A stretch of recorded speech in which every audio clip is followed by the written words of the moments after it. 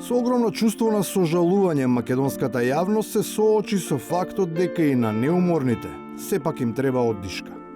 Никој не ни предпоставуваше дека ангажманот бил толку сериозен, се додека јавно не беше презентирана безкрајната посветеност за доброто на народот. Овој генерален секретар доаѓа на работа во 7:30, си оди од работа не знам кога. Одморот значи не само што бил оправдан, туку и заслужен. Тоа сознание очигледно погрешка било предизвик за неколку туроператори, кои се обиделе да понудат поинвентивни аранжмани на таквиот период, за да ја зачува својата чест, а и попустот на букинг со индигнација бил одбиен. И кога ќе дојде некој со таков предлог, едноставно, можеби не сум бирал зборови.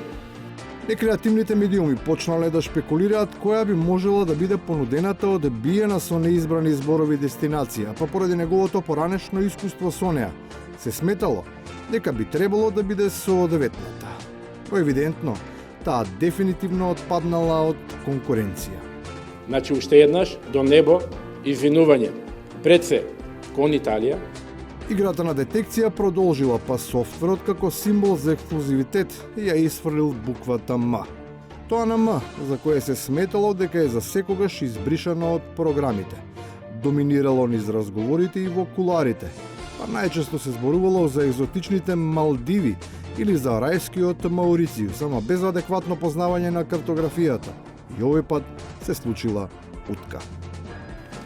Срамно е да не знаете географија кога правите некои верзии на разговори.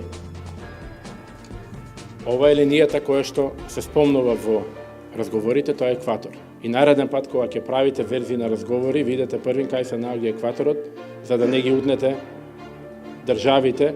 Сепак, иако нема верификација од Агенцијата за пронаоѓачи, патентирано е дека новинарите се добри истражувачи и не им недостасува идеја да постапуваат, па преку непосредна комуникација доаѓаат до информација дека нечии податоци од листата на туристи во едно од она на М се совпаѓаат, па прашуваат дали тоа е тој.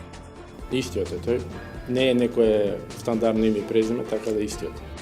Тоа нестандардно туристичко име и презиме се појавува во повеќе наврати, но никогаш, иако било предмет на ревизија, не му била доведена во прашање визата, веројатно затоа што со одредени патници се применуваат некои други правила. Во првиот слайд ви пишува дека важечко право, и ви молам да го вратите вториот слайд, важечко право е англиското право, а не е македонското право. И на крајот, кога и покрај исклучоците и специјално конструираните кодекси, постои нешто што при секое патување, особено минувајќи низ нив, се заборава да се калкулира. Понекој пат и домашниот есеп на пазар не излегува. За да се направи таква пресметка не се потребни специјални иновации, софтвери и програми. Туку малку слух за ситуацијата дома и големо чувство за движењето на пазарот.